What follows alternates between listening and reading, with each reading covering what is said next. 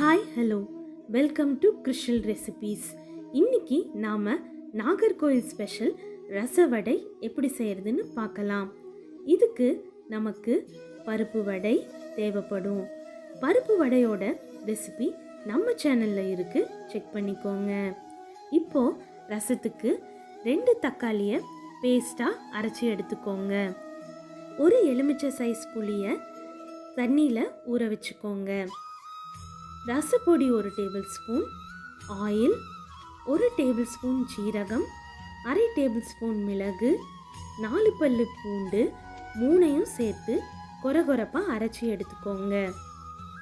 கடுகு 1/4 table spoon, பெருங்காயம், கொத்தமல்லி, கல்லுப்பு, கருவேப்பிலை எடுத்துக்கோங்க. ஒரு பேனில் ஆயில் சேர்த்துட்டு கடுகு சேர்த்து பொரிஞ்சதும் புளி கரைசல், தக்காளி பேஸ்ட், ரசப்பொடி, கல்லுப்பு, பெருங்காயம் சேர்த்து பச்சை வாசம் போகும் வர கொதிக்க விடுங்க.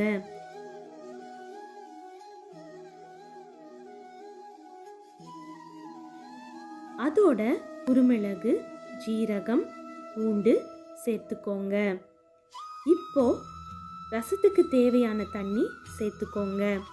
இந்த ரெசிபிக்கு ரசம் நார்மல் கன்சிஸ்டன்சியில் இல்லாமல் நல்லா தண்ணியாக இருக்கணும்.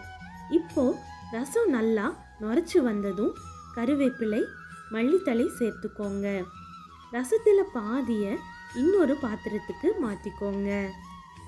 ஒரு பாதி ரசத்தில் பொரிச்ச வடைகளை சேர்த்து 1 மணி நேரம் ஊறினதும் சாப்பிடும்போது கொஞ்சமாக ஊற வச்ச ரசத்தோட வடையும் சர்விங் பவுலில் எடுத்துக்கோங்க. இதில் இருக்கிற ரசம் கொஞ்சம் திக்காக இருக்கும். ஸோ கொஞ்சமாக செகண்ட் ஹாஃபில் இருக்கிற ரசத்தை மேலே ஊற்றிக்கோங்க.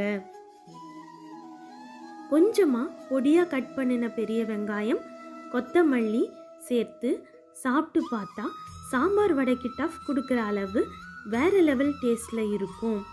இப்போது நாகர்கோவில் ஸ்பெஷல் ரெசிபி ரசவடை ரெடி. இந்த ரெசிபி உங்களுக்கு பிடிச்சிருந்தா please like, share and subscribe. Thank you.